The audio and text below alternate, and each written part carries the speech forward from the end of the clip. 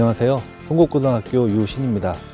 코로나19로 인하여 온라인 수업을 준비하시는 선생님들 모두 고생이 많으십니다.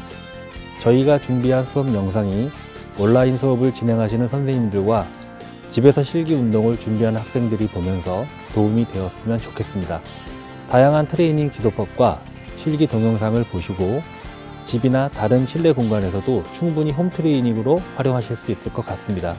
영상을 활용하셔서 건강도 유지하시고 수업을 지도하시는 데 도움이 되셨으면 좋겠습니다. 감사합니다.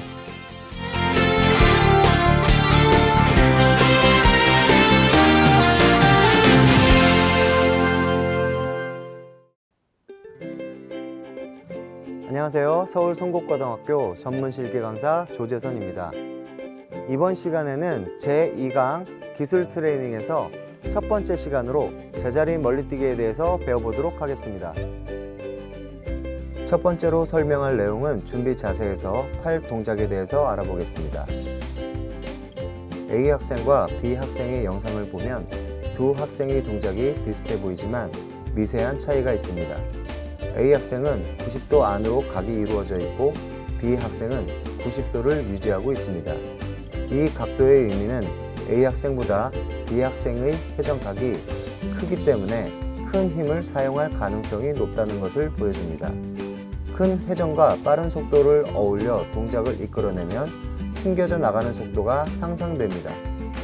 두 학생의 팔의 속도를 보시면 A 학생보다 B 학생의 팔의 가동 범위가 더 커서 느리게 시작했음에도 불구하고 회전의 최고 속도를 내는 구간에서는 팔의 속도는 B 학생이 A 학생보다 훨씬 빠르게 지나갔다는 걸 보실 수가 있습니다.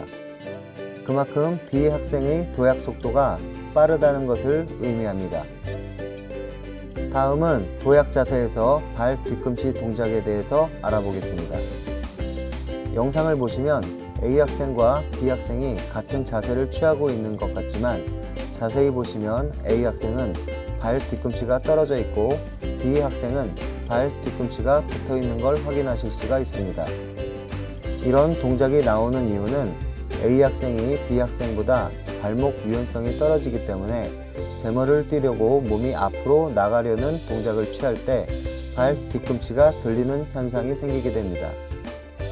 이렇게 발 뒤꿈치가 들리게 되면 본인이 최대의 힘을 사용하지 못하고 힘이 분산되는 점프를 끌어내고 있다는 걸 보여줍니다.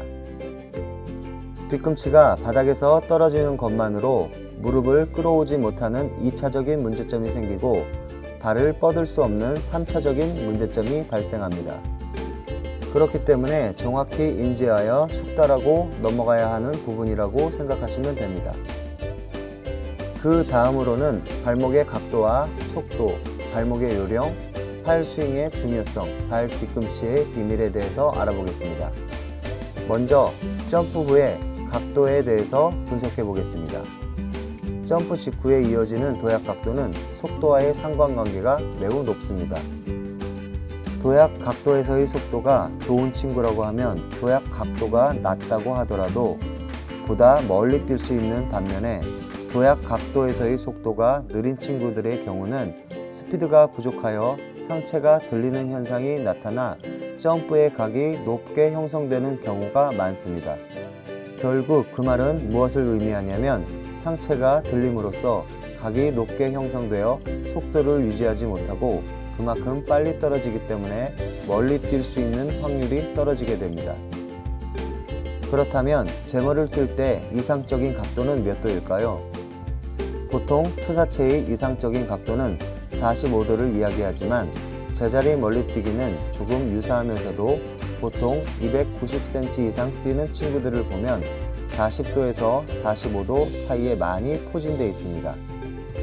도약 시에 순발력과 속도가 매우 빠른 친구들에 한해서 각도에 상관없이 충분히 멀리 뛸 수 있습니다. 이와 같이 역학적으로 이상적인 각도는 40도와 45도 사이에 있다는 말씀을 드리고 싶고 속도와 상관관계도 포함되어 있다고 생각하시면 됩니다. 마지막으로 착지 동작에 대해서 알아보겠습니다. 앞선 자세를 통해 점프를 하였다면 착지를 해야 하는데요. 착지를 제대로 배우지 못한 학생들의 대부분이 발목을 당겨오지 못해 발 뒤꿈치가 엉덩이를 맞고 떨어지는 현상이 생깁니다. 즉, 무릎을 당겨오지 못했기 때문에 지면과 발의 공간을 확보하지 못하고 발이 미리 떨어지는 현상이 생깁니다. 지금 A 학생과 B 학생의 차이점이 영상 속에서 보이시나요? A 학생의 발목을 유심히 보시면 발등이 펴져서 앞으로 끌고 오는 동작을 취하고 있고, B 학생의 경우는 발목을 접어서 당겨오는 동작을 취하고 있습니다. 발등이 펴져서 뛰는 A 학생은 발바닥이 위를 향하고 있기 때문에 뒤꿈치가 엉덩이에 맞고 아래로 떨어지게 됩니다.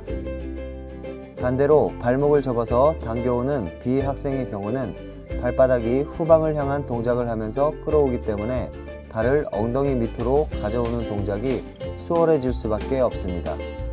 또 지면의 높이를 보시게 되면 A 학생보다 B 학생의 높이가 현저히 높은 걸 확인하실 수가 있습니다. 그 말은 채공 시간이 길어졌기 때문에 그만큼 다리를 뻗을 수 있는 시간이 길어졌다는 걸 의미합니다. 채공이 길어진 만큼 다리를 뻗는 타이밍은 매우 중요합니다. 기술적 완성도가 높은 학생들의 착지를 보게 되면 발을 엉덩이에 붙이고 기다렸다가 뻗어주어 지면과의 공간을 충분히 확보합니다. 공중에서의 스피드가 매우 중요하다고 말씀드렸지만 발등을 정강이 쪽으로 최대한 당겨서 발목의 각을 좁힌 상태를 유지하며 뒤꿈치를 엉덩이 쪽으로 당겨오는 부분까지 유지하고 착지 시에는 뻗는 타이밍에는 본인만의 속도를 만들어야 합니다. 지금까지 제자리 멀리뛰기 동작에 대해서 알아봤습니다. 그러면 다음엔 홈 트레이닝에 대해서 배워보도록 하겠습니다. 첫 번째로 집에서 간단하게 할 수 있는 홈 트레이닝에 대해서 설명하겠습니다. 첫 번째 동작은 착지 동작의 연습입니다. 착지를 할 때 다리를 뻗는 연습이기 때문에 다리를 뻗어주는 연습을 합니다.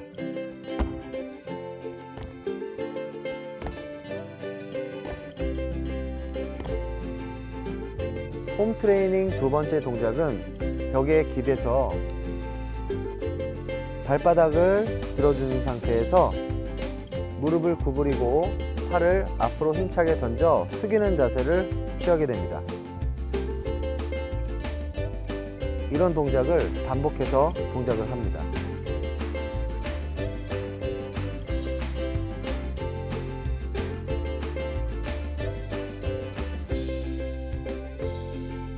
지금까지 제자리 멀리뛰기에 대해서 배워봤습니다.